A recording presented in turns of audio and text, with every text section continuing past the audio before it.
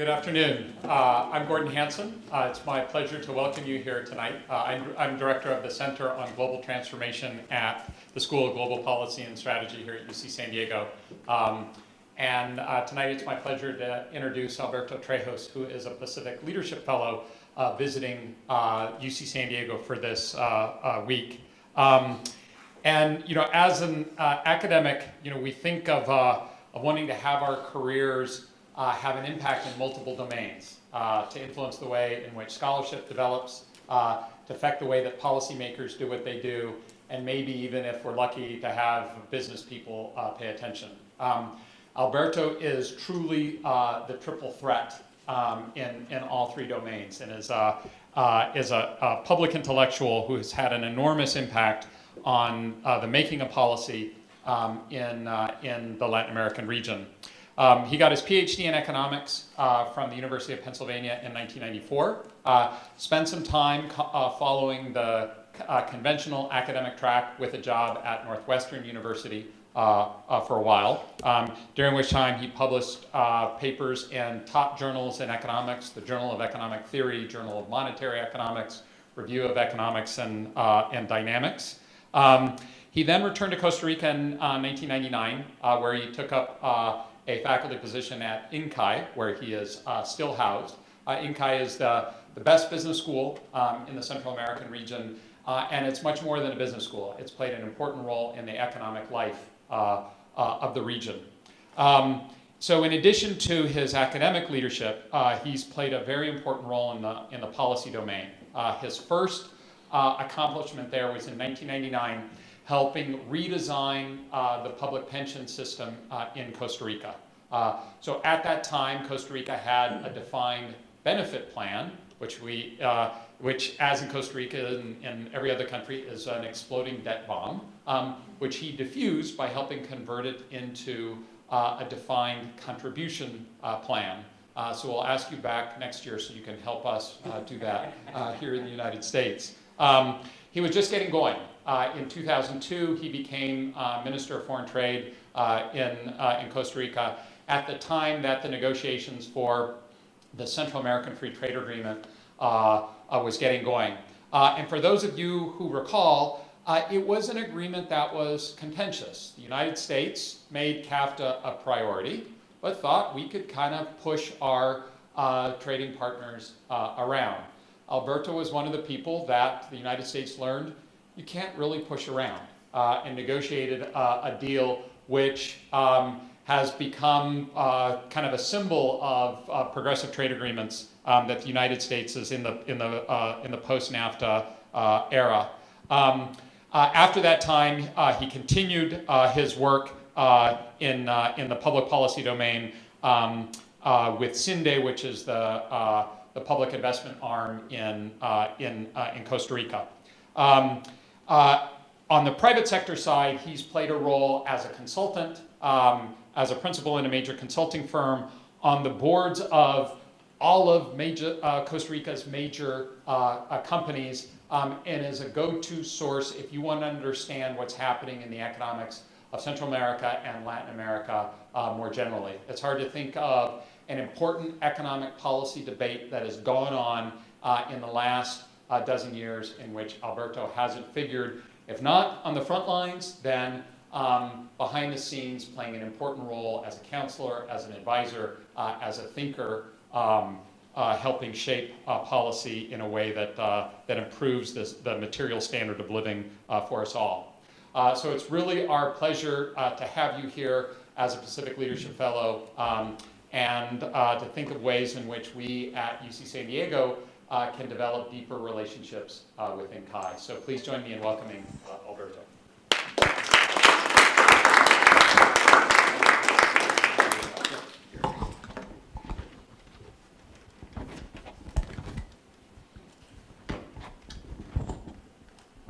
Thank you, Gordon, for that very nice introduction, and in general for the invitation. It's been a lot of fun being here. And I'm not even halfway through, so I'm really looking forward to the rest of the week. And I'm hoping to talk for about half an hour, 40 minutes, and then hopefully I offend somebody so we can get a good conversation. So I'm going to start in a very standard way, but I think that given the times we're dealing with, both in Latin America and also closer to your home, I think that one has to remember that trade matters, right? And that the topic that we're talking about is, especially for the smallest countries in the region, very central to our chances to develop. Right? Now, of course, much of what matters for every country is what it does with its own trade policy, rather than how it interacts with the trade policy of others. But still, if we want to think not in a short term or in a simplistic way, but in a deeper way about the long term of Latin America, and I would say also about the long term of the United States performance and United States business. How do we shape how this hemisphere interacts with each other economically is a key issue. Trade matters for simple comparative advantage reasons. Right? And the fact that this is an idea that most people learn in high school nowadays and that is over 200 years old doesn't make it less true or less compelling. But also remember that when countries are very weird or very small, comparative advantage is a lot more salient. Right? Relative prices of many things, when we compare my region with your country, are not a little bit different. They're gigantically different. And therefore the potential gains from trade are not a small efficiency bump. Actually, it can be very significant. Similarly, increasing returns of scale, the possibility of discovery. I don't know if you've read that, some of you must have read Danny Roderick's stuff about the sort of random process by which companies find where the potential for competitiveness in new industries is in a country. And how, in general, you get big productivity bumps that in open small countries are actually a very sizable fraction of the productivity jump over time. And it's usually very difficult for discovery to happen within closed economies because you know your market and essentially invention is the only source of discovery if you're in your domestic market. But there are many other forms of discovery if you're operating in a broader market, right? I know what we have to do in my country to grow 5% this year. It's pretty much the same thing that we have to do to get a financial crisis next year. Very often, the small economies have the problem that if their growth is hanging on their own domestic market alone, then the very things that make us accelerate growth are the ones that make us lose financial stability. And that is actually a very difficult needle to thread. But in the case of an open economy, the case of the country I come from, we managed to get 10% growth in exports yearly for 20 years. And there's nothing contradictory between that and financial stability. It is not your financial pressure what is feeding that growth. Right?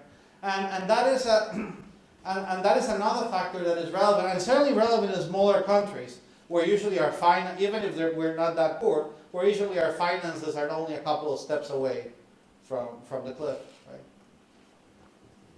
There's obvious benefits in welfare and consumption, and if you want to talk about I guess more dynamic or long-term things, Pedro Ferreira and I have these couple of papers out now, for a while out now, in which we actually document not only that when one quantifies the optimal growth model for allowing for trade, even for very simple factor endowment trade, calibrating things with developed country numbers, what one gets is that the implied effect of trade on productivity, on short-term growth rates, and even on long-term output is actually very significant.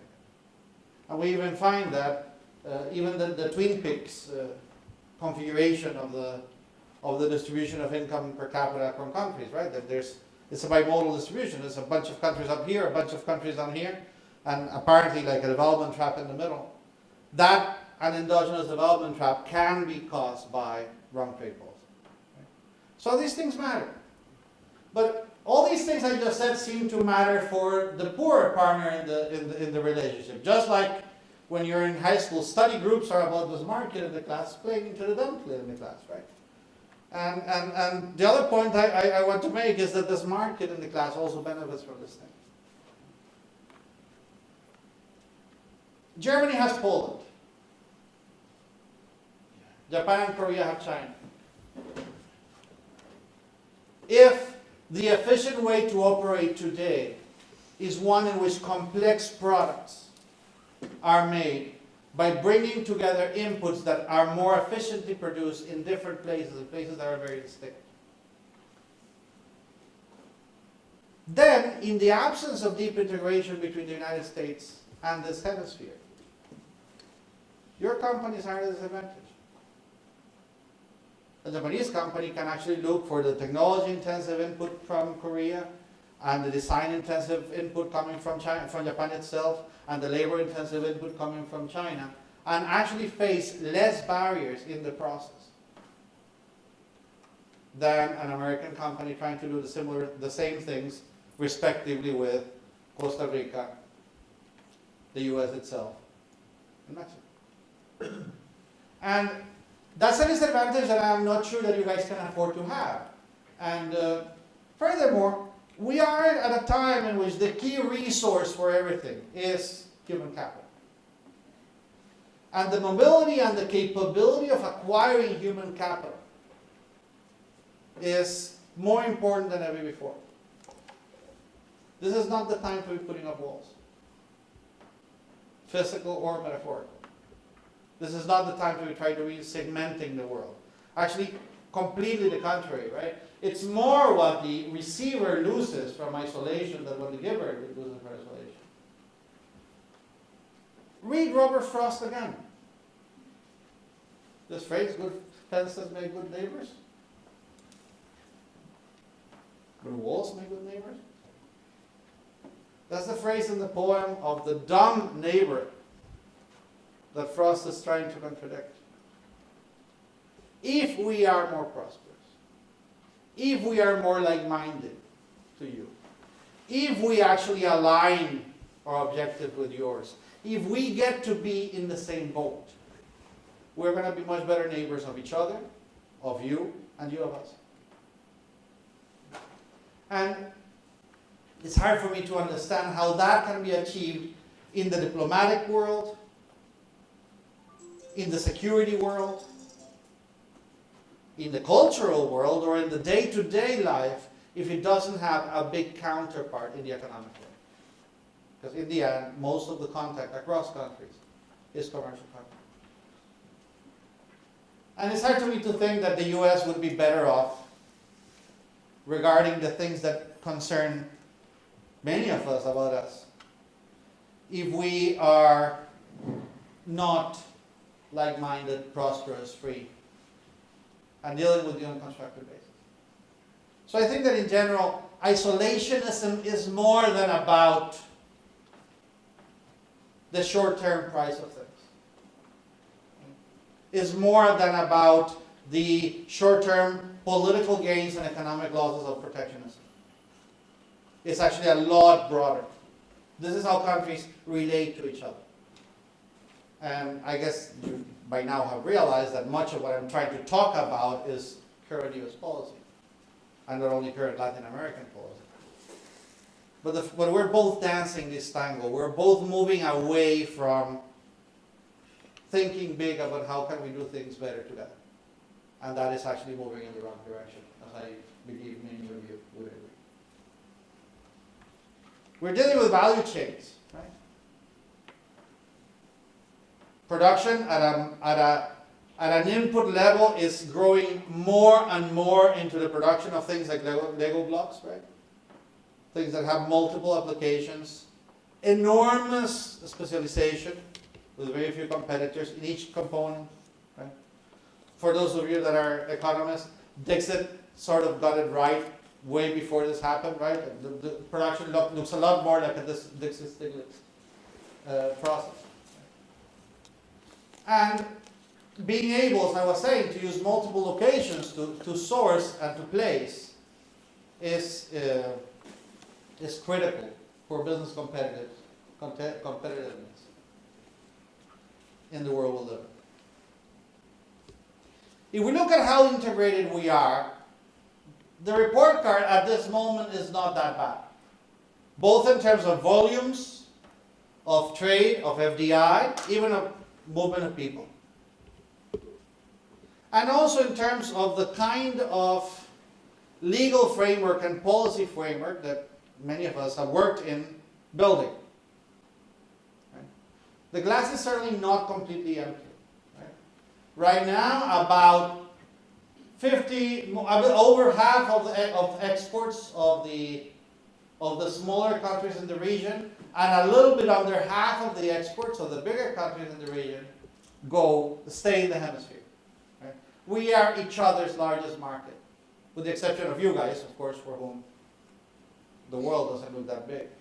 But even from the U.S. point of view, when you take into account this enormous relationships with both Canada and Mexico, the hemisphere is the main market. So at this point, a lot of what we buy and a lot of what you buy comes from the hemisphere. So these are not issues in which we should be timid, and these are not issues in which we should be thinking that are second-order issues. Of course, somebody could say, yeah, but this is maybe not the best time to talk about this.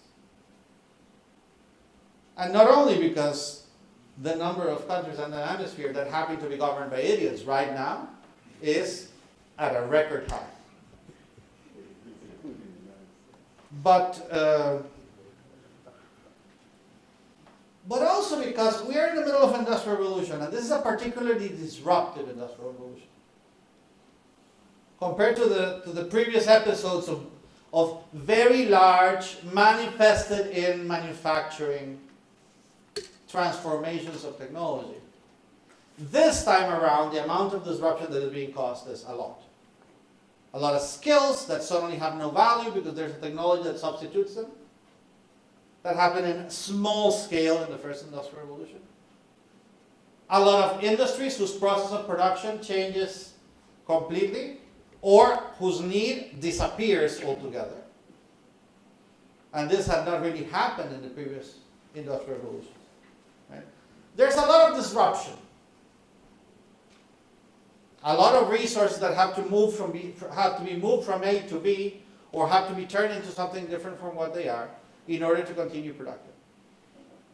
With people who own those resources, especially their own labor and their own skills, pissed as all hell. And scared. And trade causes disruption. Trade policy causes disruption. However, if we actually look at the numbers, and I couldn't find the source this morning, but I remember it was somebody one would introduce to one's parents. Trade and other factors other than technology only cause about 12% of the disruption we're seeing today. 88% comes from technology alone. 88% of the jobs being displaced, industries being shifted, etc., that I just described, are doing so because technology is the cause. Now that changes things a little bit because on the one hand, politically it makes things more complicated because nobody is going to fight with technology. You cannot stop it, it's hard to say it's a bad thing. You do want the next iPhone. It's a tough one. But this means that we have a large sensitivity about a topic in which a minor cause of the problem is the one thing you can change, the one thing you can stop. So politically it's difficult to do trade policy today, for many reasons. Even though economically is perhaps more necessary than ever. And it's more necessary than ever for this hemisphere, among other things, because these deep processes, and this is not only happening in manufacturing, if it was, it would be a lot less important. But these deep processes of alternative forms of integration in value chains and the clustering of certain industries, in the setting of new patterns of sourcing in many things, these things are getting set. These are transformations that are happening right now, worldwide. It is not necessarily the case that the space in the market for whoever decides to arrive late to the game is going to be there waiting for them. It is not necessarily the case that, in particular, American companies and Latin American companies can put for later having some kind of efficient hemispheric arrangement to compete with both European companies and Asian companies that are certainly not waiting for this to happen. And therefore, I think that despite the fact that this is a difficult time politically to talk about these things, this is a very important time economically to think about these things. Also because in many areas we're actually stepping backwards. Right? Now, what does this take? It takes, first of all, it takes cleaning up house, having the right policies at home. Right? The overwhelming majority of policy-induced trade creation has to do with countries dealing with their own internal policies, opening themselves.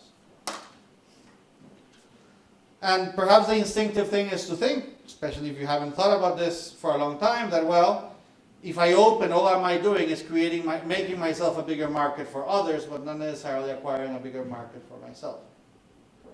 But if you actually think about this a little bit carefully, and we've been thinking about this carefully for 250 years, one realizes that it's really, this is the prototypical two-way street. And that it is impossible for countries to grow as exporters if they don't grow as importers. And that not opening your own economy constitutes not only a barrier to imports, which is not a good thing, but also a barrier to your exports. When Italians legalized divorce, that was the year in which the record number of marriages was achieved. There's a lot of things that are two-way streets around. It takes a lot about logistics. I'm going to talk minimally about that. It talks a lot about the reasonable internal rules. But it also has to do with the rules that countries negotiate with each other. It has to do with trade agreements, or their equivalent, or their future, or their substitute. Right? In other words, with countries coming together and agreeing on reciprocal, deep, generalized reductions in barriers to trade. Where this is the big barrier I face when going to you, and this is the big barrier you face when coming to me, and we'll start to trade these things, and to trade them down. Depth is an important word here. Okay? The fact that one can actually do this so that the cost of trade is reduced a little bit or reduced a lot, depending on the details. Generality is a big thing. Because usually where there's more value for both you and me in my removing the barriers is where my biggest political cost is. So in most trade negotiations, if we agree that we are going to do everything but 5 exceptions, you can bet those 5 exceptions are 50% of the value.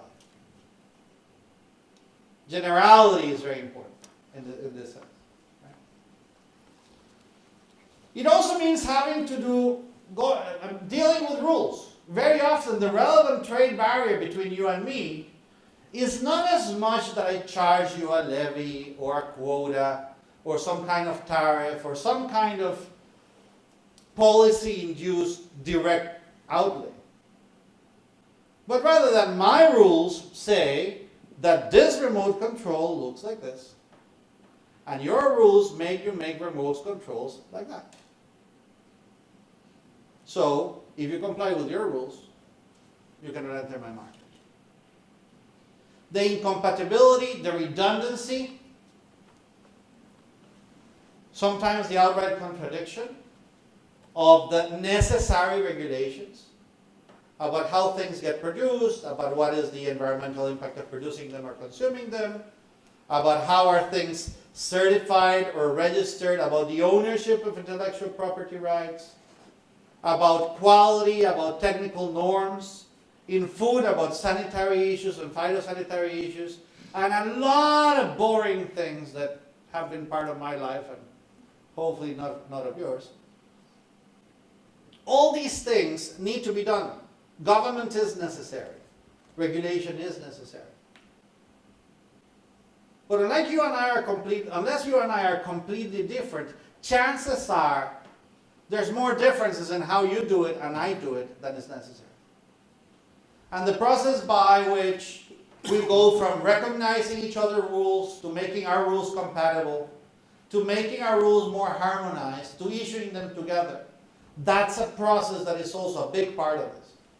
And I'm going to show you numbers about how in some of the regions in the world, and in actually some of the countries in this region, that type of trade barrier, that type of trade cost is today a lot more important than all tariffs, quotas, TRQs, safeguards, etc., combined. So this is where the action is. This is the logistics is where the action is. And finally, making it even more controversial, these agreements usually have some mechanism of deciding who is right and who is wrong. When I say you're doing something that breaks what we agreed on, and you claim you're innocent. And these judicial processes can be very controversial, but they are also very essential, especially because for the small party in a relationship, this is what generates some kind of equality. The original dispute resolution mechanism is the one that GATT has, the WTO has. The original two disputes in GATT were raised by my country. Costa Rica against the European Union on banana, Costa Rica against the United States on textiles. We're an infinitesimal country. We are absolutely irrelevant. We're 4 million middle-income people. We had nothing to bribe, threat, cajole, seduce, bargain with, but we happened to be right. And in a judicial system, if you're right, you win. And if the thing is well designed, after I win, you want to do what the panel ruled. These things are actually much more difficult to do than it looks, because remember that countries are autonomous, sovereign entities. We have to think about the equivalent of this, an equivalent to a judge in a world where there's no police and no jail. So these things have to be done very intelligently. This is actually a very interesting game theoretic application. To make sure that if the thing is well designed, after I lose, it is in my best interest, even though nobody can force me to do it, to comply. I've been saying for years, and now some people are saying it too, that if we want a global agreement on carbon emission to actually happen, not in the sense that it gets signed, but in the sense that it gets obeyed, we actually need to take a page from the way these dispute resolution systems are designed, and perhaps even put the carbon agreement within our trade agreement. Because these things are followed. Now, we have some of those. We have a global system. GATT now has 164 countries. Almost as much as the UN. Still a lot less than FIFA, but that's a different story altogether. It has the beauty that it involves everybody with the same set of rules. It has the beauty, therefore, that if we could achieve a fully integrated planet through a multilateral agreement, we would not be causing any inefficiencies through trade diversion in the moment. But trade diversion is, my efficient partner is you, but my deal with you is better. So I end up choosing to trade with you at an efficiency loss, because you would be an ideal partner, because from the individual point of view, the value of the agreement makes it more profitable, even from a collective point of view. This is the efficient deal. It doesn't happen if everybody's involved. Now, the rules in the multilateral system are not only evolving very slowly, at the pace in which they evolved, even in their successful first 70 years, it would take 300-400 years to actually get to something that has a similar depth to, say, NAFTA.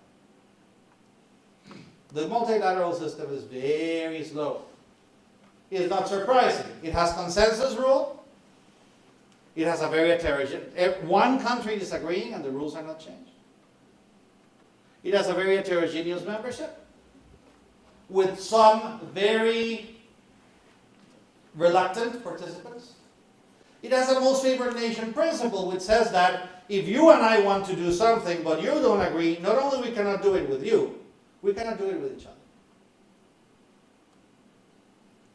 And that means that if you're reluctant, the pressure that, oh, I'm going to be, there's still going to be a party, I'm just the one that doesn't get to go, it doesn't really work. If I don't want there to be a party, it's not that I don't go, it's that nobody goes. There's no party. And the most favored nation, what a fundamental principle in the whole process, essentially means that change happens very gradually because it's very cheap to veto. It's very easy to veto. The Doha round, which crumbled not only before my eyes, but actually within my fingers, crumbled because 2 countries didn't want it. That's it. They didn't even need to say that they're the ones that didn't want it. They just made it known. So, multilateral system is the future, but we're talking about the very distant future. Even if we could recover the dynamics of the multilateral system, which is, I think, since 2003, as sick as it can be. And since Doha, as sick as it can be. So we need more than that. We need bilateral agreements, and there's a lot of them. And there you would say that, well, there's a lot of work that has been done there, right? Today in the world, there's over 400 agreements in place. Bilateral agreements, trade agreements in place of different kinds. In the Americas is where most of those agreements are, because this 97 is essentially the European Union members sort of reporting on each other, right? So it doesn't count. Well, it does count, but it should count as one. A lot of these agreements happen within the Americas, and in particular certain countries, Canada for sure, Chile, Mexico for sure, Costa Rica, and to some extent the United States are the hubs of this system. Everybody that has an agreement with anybody has an agreement with those 4. Right? So we're very close to having some kind of framework where everybody is linked with everybody else, almost, but it's several degrees of separation. And those degrees of separation actually, as I'm going to explain in a moment, create serious difficulties and serious inhibitions. Now, before I talk to get actually closer to the end, before I talk about what we should have, let me remind you of the value of what we do have. Because recent political events, especially in the United States, are making us not only wonder about whether one can advance, but actually about whether or not we're going to walk backwards. Right now, the most important trade agreement in the hemisphere, quantitatively, without a doubt, is NAFTA. And when I look at how that negotiation is going, I tell you, I don't know how I would thread that needle. And I'm actually tempted to say that if I was the Canadian negotiators, and probably even if I was the Mexican negotiators, I would be very close to the point where I say, and I've done that in negotiations, that's what the negotiation with Panama, I had to do that. You know what? It might be better if we wait it out and my successor negotiates a deal with this guy's successor. We're not that far from that. And many of you follow that much more closely than me. And the fact, and after we lose NAFTA, if we lose NAFTA, what are the political ramifications? How does one argue that the others don't have to go? Well, they're clearly of the same species. If the US agreements go, what is the value lost there for the entire hemisphere, starting with the United States itself? But also, if the US deals go, what does that do to the deals, say, first of all, between poor Canada, trapped on the other side, and Latin America, but also to the deals between Latin American countries that got a lot of their momentum from a vision that, okay, we're making these building blocks that are we're making the building blocks of a much bigger edifice. And if the biggest economy in the world is not in the middle of the edifice, the whole edifice lost significant value. The US is not in the middle. Tell you the truth, what the hell am I doing negotiating with the Caribbean? I could be negotiating with Europe. Is what I would have said back in 2003.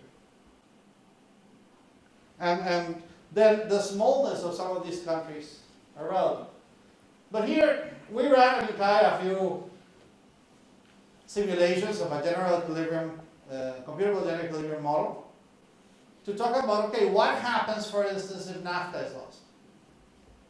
And among a bunch of other numbers, what we got is, well, if only NAFTA is lost, a little bit of gain for the rest of the region, because we would take some of the space that Mexico loses, but a much bigger loss for Mexico, about 8% in average household income over a 12-year horizon,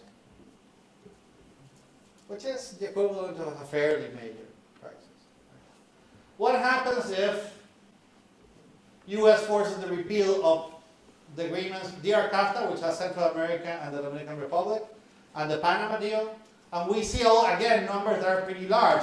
In the case of Panama, it's a 10% loss. In the case of Costa Rica, a 7% loss.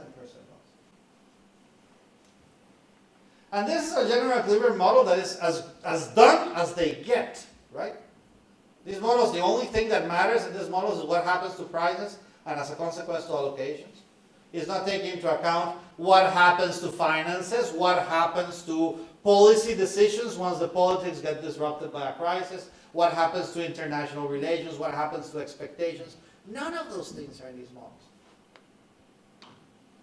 This is just, okay, if I take this out of the equation, this gets more expensive, this one gets cheaper, and goes in the wrong direction, what happens? Right? And we're still talking about 6, 7, 10% impacts in midterm income. If we say, okay, let's substitute that, but hope for a deeper deal between these countries and the United States, those deals would have value, significant value, but also fall very short of compensating for what was lost. Because the United States is not a very relevant country. But more importantly, we need more. And sure, sometimes we have to play defense, and right now a lot of our concentration has to go into whatever we have right now that was so incredibly difficult to build. Let's not lose it. Let's not lose it in a whim. Let's not lose it this stupidly, especially. Actually, no, if we lose it, it doesn't matter if it was stupidly or not.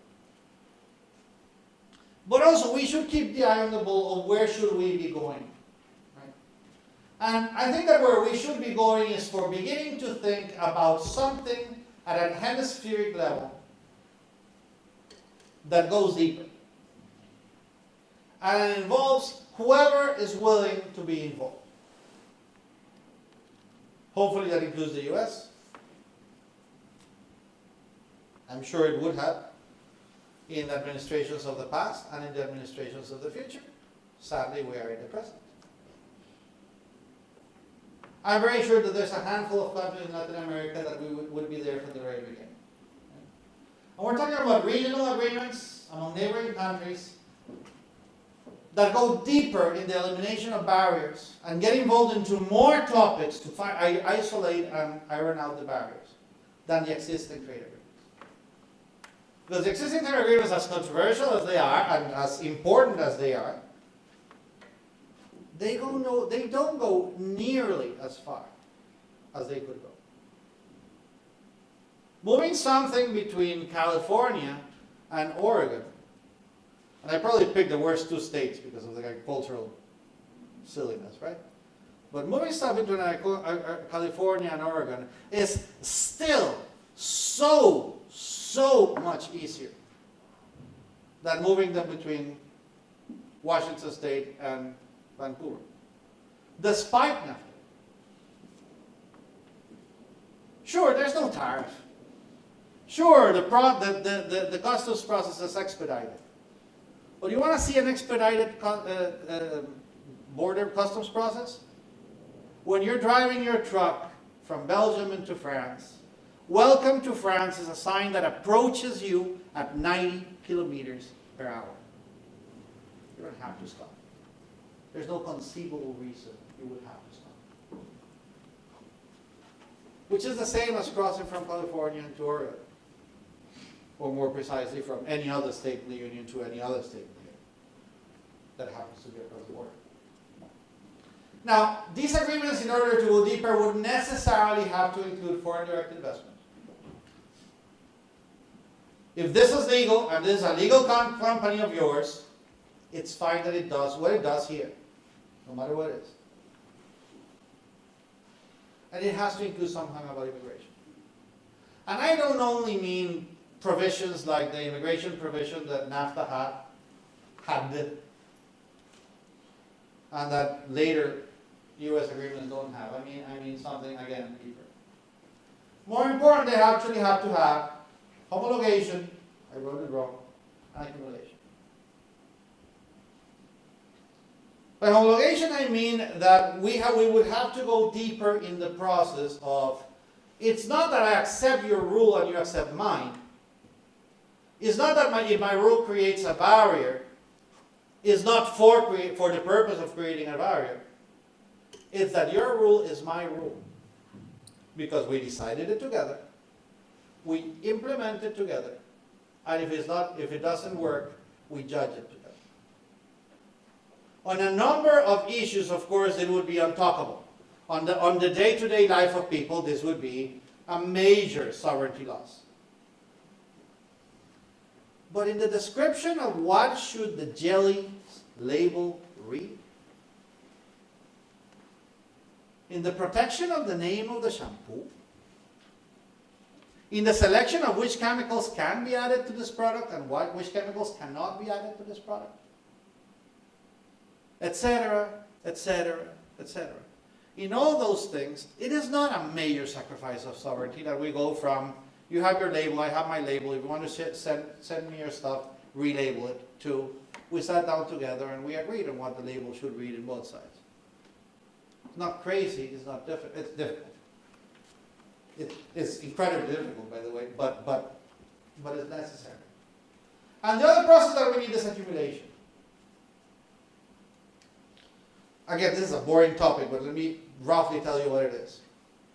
Imagine that instead of having NAFTA, you had a deal between the US and Canada, one between the US and Mexico, and one between Canada and Mexico. Is it not the same thing? Well, it depends. If you're selling a Californian orange into Canada, it's the exact same thing. But let's say you're selling something a little bit more complicated, something that has some Canadian ingredients and some American ingredients and some Mexican ingredients. And let's say it's a product in which you say, well, the benefit of the agreement applies if more than 50% is done between us. I have this product that is made 20% with Mexican value added, 20% with American value added, 20% with Canadian value added. If these are all separate agreements, even though Canada has one with the US, the Canada bit doesn't count when you're sending this product from the US to Mexico. Even though they also have an agreement, Mexico has an agreement with Canada. And all these links break. In a way, what you're trying to do is you're trying to build a single market, a single agreement. And these things are necessary because there's a reason why this problem is called the spaghetti bowl problem.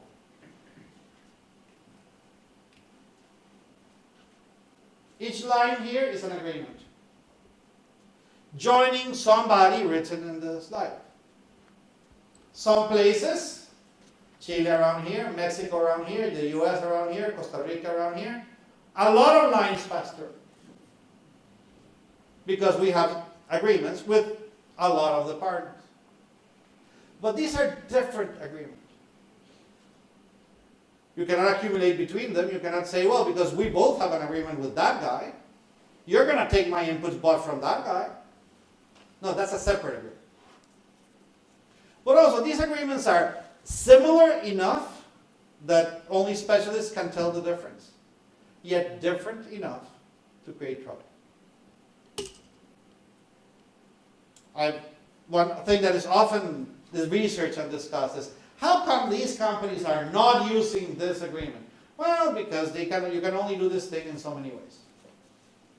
You can only have that many batches of production. I already made it in a way that complies with the local market. I made it in a way that complies with the larger market. And I'm not going to make it a third time for in a third way.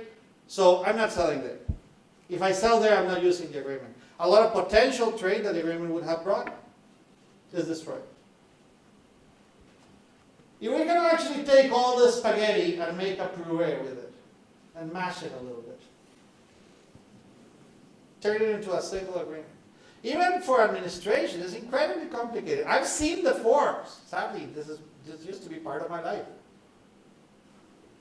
Okay, where is this thing coming from?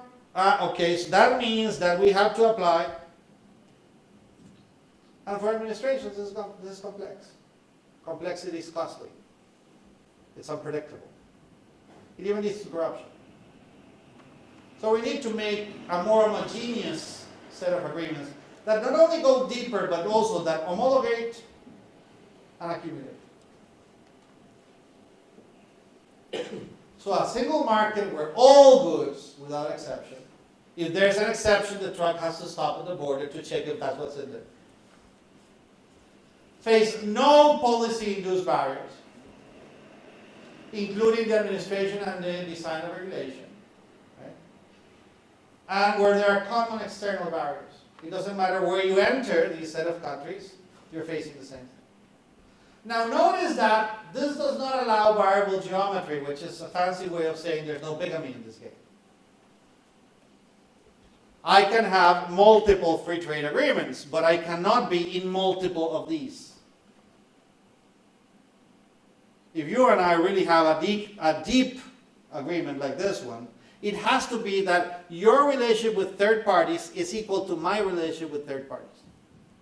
Because otherwise, the movement of things between you and me would need to be intervened again by the state to verify the role of third parties that actually enter through different doors. It's a little bit like the European Union without the craziness of the last 20 years. This requires sufficient free movement of people to satisfy the corresponding blah, blah, blah. This requires that we harmonize sufficiently a number of other things. This does not require the full European Union. It does not require having a single currency. Well done, it doesn't hurt. Badly done, we already saw how much it did hurt. It does not require common laws and a number of other issues that have much more to do with domestic matters. But it does require enough a common underpinning to be able to build this into one market. And that includes recognizing that some countries around here, the logistics are pretty nastily bad. And also recognizing that bureaucratic barriers have become more expensive than the actual tariffs. And if we don't deal with that, then we're stuck. We have some deep efforts of doing something like this in the Americas, with different degrees of success. Oddly, my little region, the Central American Common Market, is after the European Union as far as you can go in this plan. Which is bad, because if this is the second, this is the silver medalist, we're doing very badly as a planet on this issue. But we have a lot of bilateral deals, right? But we still lack that framework that goes deeper. We tried once, FTAA, another one that died in front of my eyes and within my fingers. I was an amazingly failed minister if you actually begin to add all the ones that died. You only remember the ones that survived. FTAA was based on the principle, sadly, and this was, Bill Clinton was a hero of mine, but this particular bit was a mistake, of launching it saying, every country that is here at the beginning has to be here at the end. That meant that we were going to do as much as whatever the guy least enthusiastic was willing to do. If we could not say, okay, all of us are going to go this far. If you don't want to go that far, you can stay home. When we lost the ability to say that, the weight of the negotiation went to the reluctant parties. Actually, it was a very elegant way of doing it at the very end. In the last mini-ministerial, there was 6 countries there. I was one of the ministers, and the Brazilian minister, which of course was one of them, arrived late, fashionably late, just like you guys for this stuff.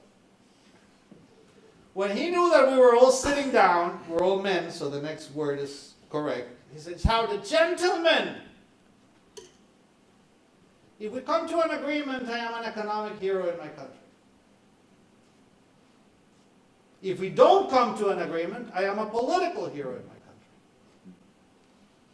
So now that we have established that I am a hero, let's talk and see what you guys are." Which was his way of saying, don't ask me for anything. Because I have no reason to make anybody any concession or to go any farther than I ideally would pick, and I am the guy who wants to go the least far. The rest of us have done this long enough to know that this is the time to stand up and walk out.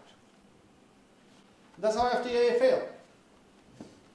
Now, we now have some basis, but especially a year and 4 months ago, we had some basis on which we could have built something from the bottom up.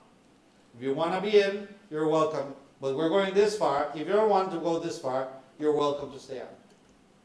And that basis was the combination of the fact that the US and Canada had this broad network of agreement within the hemisphere.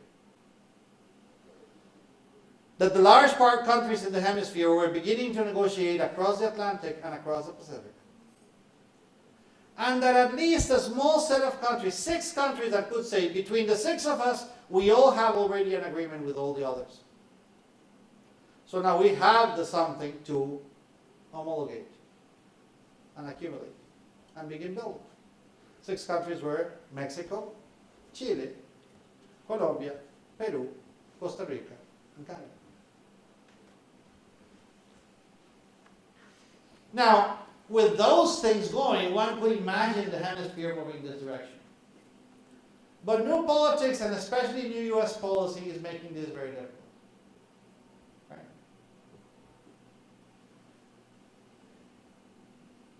If instead we had done, I just said this, we had done this, we could actually go farther. The problem is that for this to have value, the United States does not play a small part. Alianza del Pacífico already has the four of the 6 members in. Costa Rica will be in eventually, Canada will be in as soon as the door is open. But in the case of this region, the United States is actually very essential because, for the US, because otherwise it could no longer be the world's central economy. That is costly. And for the rest of us, because there are games that you can only play with the big guy in the block. So, I do not know how this looks if the rest of us have to stop and say, you know what, the US is no longer the hub of this hemisphere. And we have to look across the waters. I do not know how this looks if we say, well, across the waters doesn't work. We're going to have to do it with each other, with the US out. The geography for Canada, I'm not sure how it works, period. But if this is as far as we can aim, we're in big trouble. And it's important that we begin aiming at these things more aggressively. And I think that playing with fire at this thing is more damaging than it looks. There's this parable by Clayton Yeutter, who was a very influential USTR, who just passed away, by the way, that on these matters is like riding a bicycle. If you stop, you might fall over.